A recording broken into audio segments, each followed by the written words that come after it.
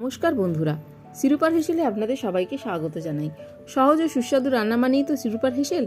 আজকে বানাচ্ছি শীতের সবজি, আর খেতে ভালো লাগছে না, তাই ভাবলাম একটু অন্যরকমভাবে কিছু বানানো যাক।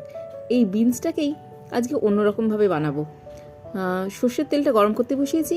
রান্নাটা আপনি সাদা তেলেও করতে পারেন, আমার বাড়িতে সর্ষের তেলটা বেশি প্রেফার করে, তাই সর্ষের তেলটা গরম করে নিলাম। দিয়ে দিয়েছি শুকনো লঙ্কা আর কালো সর্ষে ফোড়নে। কারি পাতা থাকলে দিতে পারেন, তবে আমার কাছে এই মুহূর্তে কারি পাতাটা ছিল না। বিনসটাকে ছোটো ছোটো করে কেটে নিয়েছি, এর থেকে ছোটও আপনি কাটতে পারেন, তাহলে আরেকটু ভালো লাগবে, তবে খুব বেশি বড় বিনস এখানে ভালো লাগে না। এখন দিয়ে দেবো এর মধ্যে পরিমাণ মতো নুন, আর দিয়ে দেবো সামান্য চিনি।